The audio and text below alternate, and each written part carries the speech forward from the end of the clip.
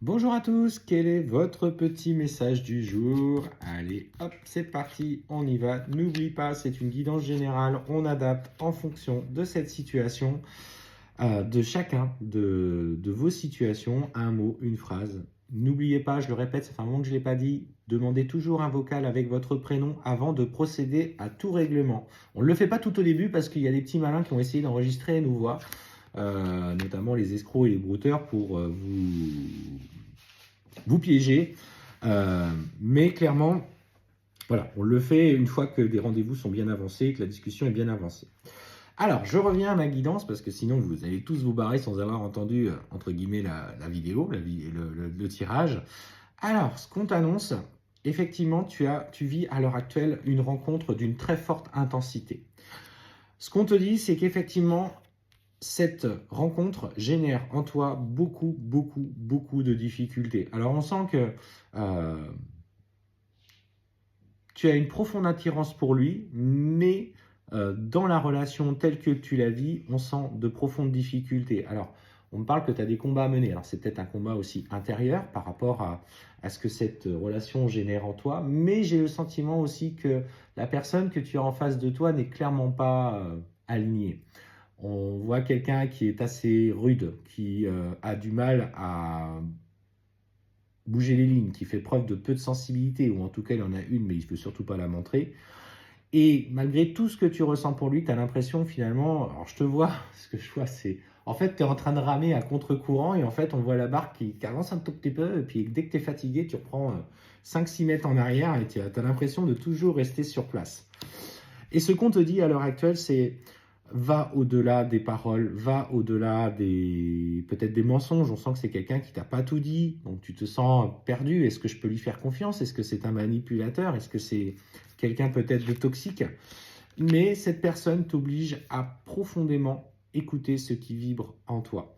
Alors maintenant, tu as le choix. Soit tu vas dans le sens de l'ego et tu te braques et voilà. Soit tu écoutes ton âme et tu te dis, ben, je raisonne d'abord, avant tout, en tant qu'expérience. Pourquoi cette personne met ça en lumière? Pourquoi il agit de la sorte? Est-ce qu'aujourd'hui, j'ai pas l'intérêt peut-être de m'écouter beaucoup plus, de prendre un petit peu de distance? Parce qu'en fait, on voit qu'il te pousse vraiment à écouter ce qui vibre en toi. On parle justement de potentiel exacerbé, donc tu es quelqu'un qui avait peut-être une hyper-empathie, une hypersensibilité, des émotions qui sont décuplées plus, peut-être, voilà.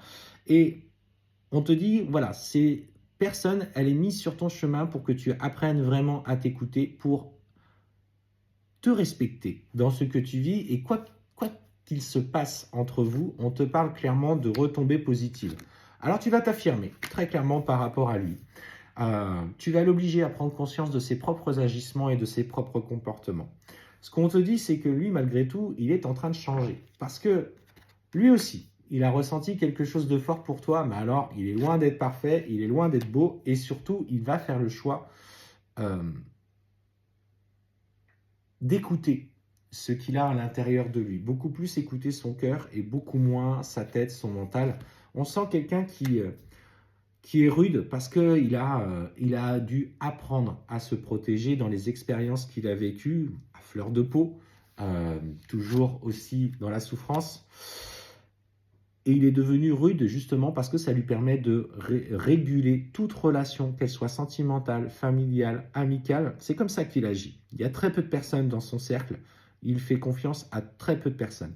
Pourtant, avec toi, il s'est laissé aller tout au départ. Puis finalement, il a montré une part extrêmement difficile. Je ne te parle pas forcément de réunion. Là, l'objectif n'est pas parler de ça. Ce que je te dis, c'est que sers-toi de cette relation comme une expérience qui te fait grandir. Lui, en fait, on voit qu'à un moment donné, il va changer aussi. Il a besoin, il va comprendre, il va apprendre à écouter un peu plus ses émotions tout en se protégeant.